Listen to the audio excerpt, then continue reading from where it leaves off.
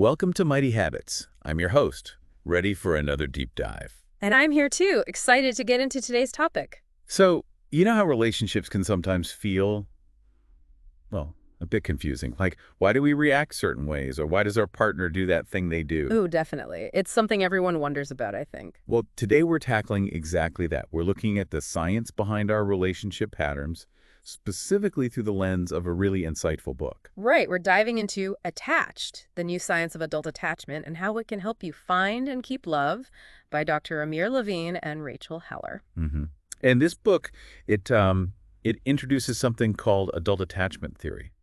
Sounds a bit academic, maybe? It can sound that way, but the book makes it really accessible. Basically, it talks about how our earliest bonds kind of set a template for how we approach closeness and intimacy as adults. Ah, okay. So like how we connected with parents or caregivers way back when.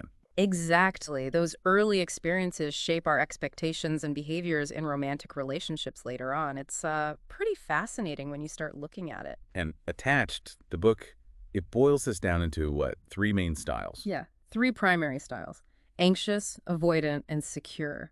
They're like, well, think of them as different operating systems for relationships. Okay, different operating systems. I like that. So our goal today is to kind of untack those styles, right? Help listeners maybe see themselves or their partners in these descriptions. Precisely. Understand the dynamics, how these styles interact, and maybe even touch on, how to navigate things better, foster more security. Cool. So where should we start? Maybe with the anxious style. What does that one involve? Sure. So someone with an anxious attachment style, they really crave closeness and intimacy, like a lot.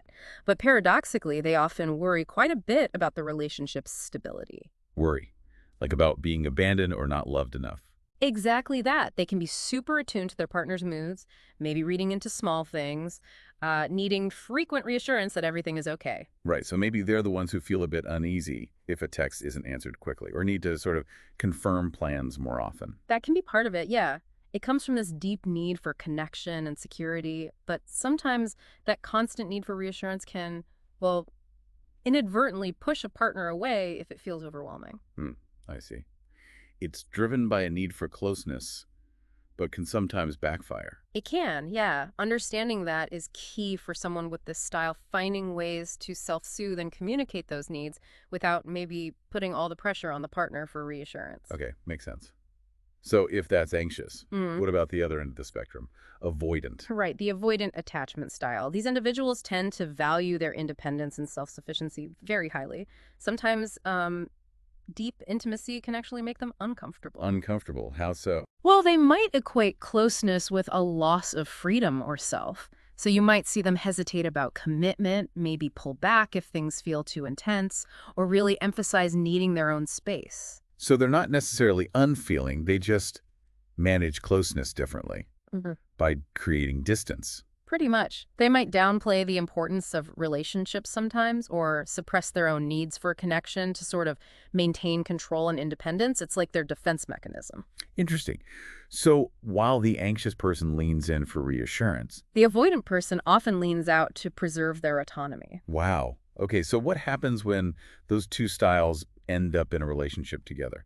Because that sounds like potential conflict. That's a very common pairing, actually. And yes, it can be challenging. It's often called the anxious avoidant trap. The trap. Why?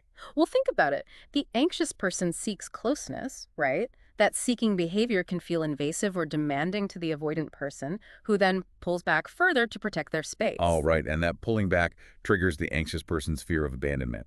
Exactly, which makes them pursue closeness even more intensely. And round it goes. It can become this really draining cycle if they don't understand what's happening underneath. Yikes. Okay, that sounds tough. So is there hope? Like, what's the third style? You said secure. Yes, secure attachment. This is generally seen as, well, the foundation for smoother relationships. Secure individuals are comfortable with intimacy and comfortable with autonomy. The best of both worlds. Kind of, yeah. They trust their partners, they can express their feelings and needs pretty openly, but they're also okay with their partner having independence. They don't tend to get overly worried by normal relationship ups and downs.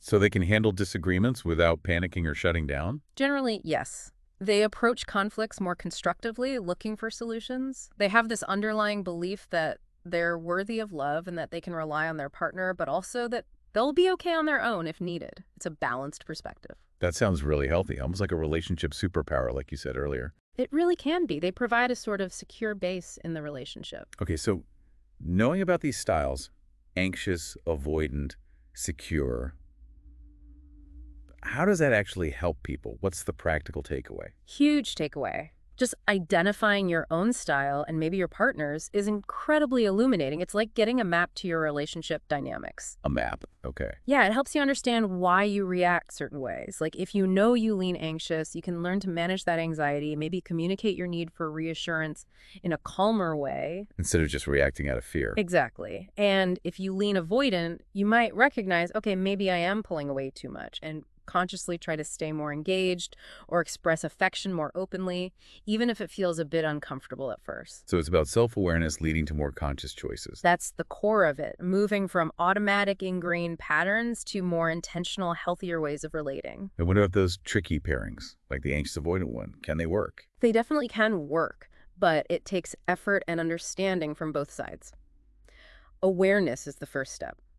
Then it's about communication, empathy for the other person's default style, and finding compromises. Maybe the anxious person learns to give a bit more space, and the avoidant person learns to offer a bit more reassurance. Something like that, yes.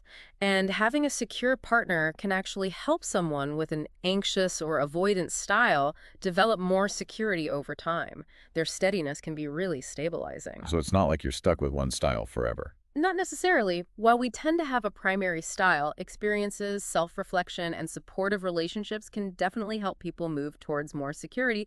The book calls this earned security. Earned security. I like that.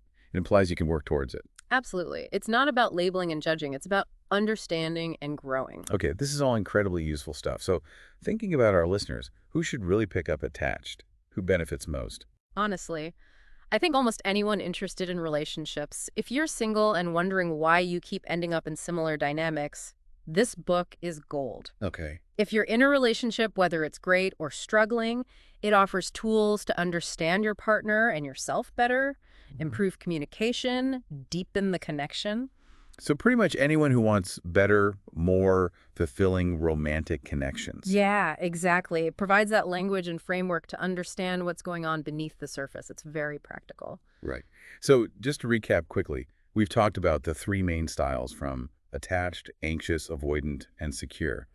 How they influence the way we connect, communicate, handle intimacy and independence. And how understanding your own style and your partner's can really be a game changer for building stronger, more secure relationships. It really can. It's about bringing awareness to those automatic tendencies. Well, this has been fantastic. Really shed light on some common but often confusing relationship stuff. Glad we could dive into it. It's powerful information.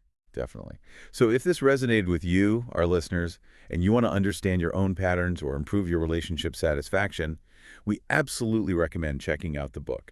Again, that's Attached by Dr. Amir Levine and Rachel Heller. A very worthwhile read. And of course, for more deep dives into habits, psychology, and personal growth, be sure to follow or subscribe to the Mighty Habits podcast wherever you listen. We'll keep bringing you insights to help build those mighty habits. Thanks for tuning in, everyone.